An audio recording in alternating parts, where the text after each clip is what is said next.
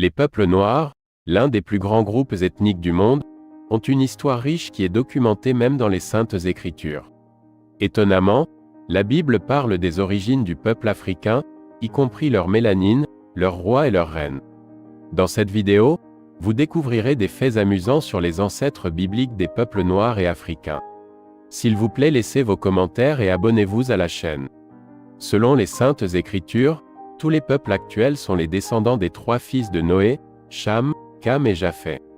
Cela s'applique également aux Noirs et aux autres groupes ethniques à la peau foncée dont la lignée ethnique est originaire de Cham. L'un des fils de Noé, Cham, est le frère de Sem et Japhet, qui représentent respectivement les peuples sémites, arabes, juifs et syriens. Le terme hamite désignait à l'origine les descendants de Can ou Rami, l'un des fils de Noé selon la Bible. Selon le livre de la Genèse, après le déluge, Noé et ses 3 fils ont été chargés de poursuivre la lignée d'Adam et la descendance de son père avec seulement 8 personnes, Noé, sa femme, leurs 3 fils et leurs 3 belles-filles. L'humanité avait besoin de recommencer à zéro. Cham, fils de Noé, est reconnu comme l'ancêtre des peuples africains et noirs dans la Bible. Son nom est toujours associé à l'Afrique, et en fait, le livre des psaumes le place comme l'ancêtre des anciens Égyptiens.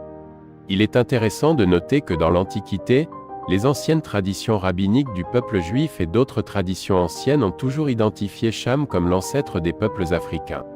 Il est curieux que le nom lui-même en hébreu, en araméen et dans d'autres langues anciennes signifie brûlé ou sombre en référence au teint de peau de ses descendants.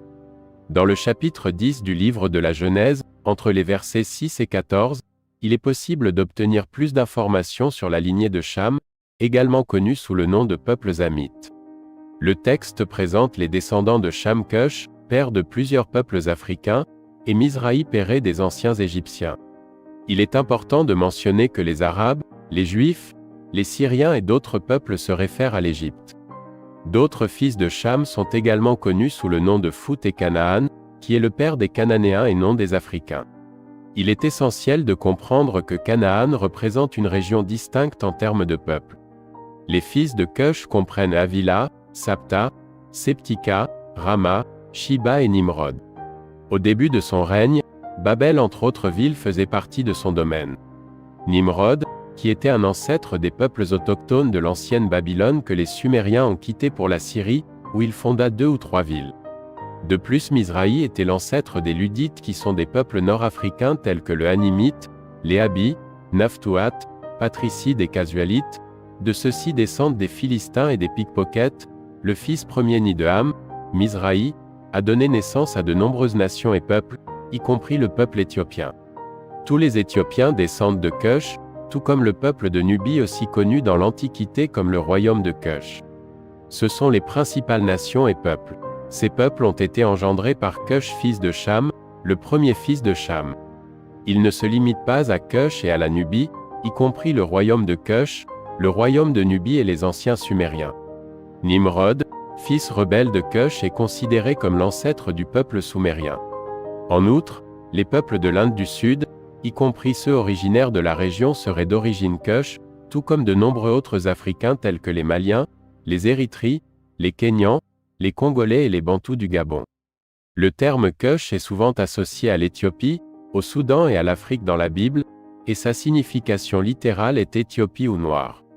Cush était aussi le père de Cano et Mithrin, ou Mizraï. Mizraï est considéré comme l'ancêtre des anciens Égyptiens et de nombreux peuples d'Afrique du Nord, y compris les Berbères et les Taurigiks à la peau sombre. Il est fascinant de noter que tous les peuples sémitiques, tels que les Arabes araméens, et les Israélites se réfèrent à l'Égypte comme Mizraï. Cette désignation est utilisée dans plusieurs langues anciennes telles que l'araméen, l'arabe et l'hébreu. Dans le livre des psaumes, chapitre 78 verset 51, il est mentionné qu'il frappa tous les premiers-nés en Égypte, les prémices de la virilité dans les tentes de Cham. En plus de Mizraï, Cam avait aussi un fils nommé Pu ou Fu. Une curiosité intéressante est que le nom Pu provient du mot qui signifie point de repère et est une référence aux chasseurs tribaux en Afrique. Pu est considéré comme le père des Libyens noirs indigènes de Libye, ainsi que de plusieurs autres peuples africains. Maintenant, à propos de la célèbre malédiction de Cham ou malédiction de Canaan.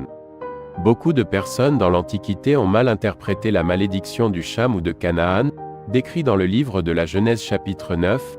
Le texte dit qu'après que Noé se soit saoulé, son fils Cham ne l'a pas aidé, et a plutôt dit aux autres frères que son père était nu et ivre afin de se moquer de son père. Mais il y a plus d'une interprétation de ce texte, mais ce n'est pas l'objet de la vidéo. Noé a placé une malédiction sur Canaan. Cela semble beaucoup d'exagération de la part de Noé, mais à cette époque, la relation de respect envers le père était presque sacrée. Bien que Noé ait apparemment tort d'être ivre de cette façon, car lors de la culture du raisin, un acte qui n'avait jamais été fait auparavant. Il aurait accidentellement découvert le vin et se serait saoulé sans le savoir. C'est pourquoi Dieu ne le punit pas. Il convient de mentionner que Cam et ses 3 autres enfants, Cush, Mizraï et Pathé, sont originaires de peuples africains. Il est important de souligner que les peuples noirs n'étaient pas maudits, mais Canaan, père des Cananéens qui habitaient le Moyen-Orient, c'est lui qui a reçu la malédiction de Noé, pas les peuples africains. Il est crucial de préciser qu'interpréter le texte biblique comme si les peuples africains avaient été maudits est une grave erreur et une fausse interprétation. La malédiction tombe sur Canaan, l'ancêtre des Cananéens. Nous savons que Cam est l'ancêtre de tous les peuples africains et du sud de l'Inde, et il a vécu une très longue vie parce qu'il est né avant le déluge. Il a connu une durée de vie beaucoup plus longue, pouvant même être témoin de la 5e et 6e génération de sa famille et de son ascendance. On ne sait pas avec certitude où se trouve la tombe de Cam. Mais selon certaines théories et études, il pourrait être dans la région éthiopienne ou même en Nubie. D'autres prétendent qu'il est enterré en Mésopotamie dans le pays des Sumériens. Cependant, beaucoup s'accordent à dire que la tombe de Cham se trouve en Afrique, plus précisément au Soudan ou en Éthiopie. Certains suggèrent même qu'il pourrait être enterré en Égypte, ce qui est assez intriguant et intéressant puisque l'Égypte est un pays plein de mystères et que des personnes enterrées il y a 3 ou 4 000 ans sont constamment découvertes. Le livre du Jubilé nous fournit plus d'informations sur la vieillesse de Cham et sur les événements impliquant la famille de Noé et les 3 lignées, la lignée de Cam, la lignée de Sem et la lignée de Japheth. Cet ancien manuscrit juif, que l'on croyait vrai à l'époque du Christ et qui rapporte même plus tôt que Cham désapprouvait complètement la décision de son plus jeune fils Canaan de demeurer dans le pays de Shem, qui est maintenant connu sous le nom d'Israël, n'était pas d'accord avec l'attitude de son fils Canaan, de prendre ses terres pour lui-même.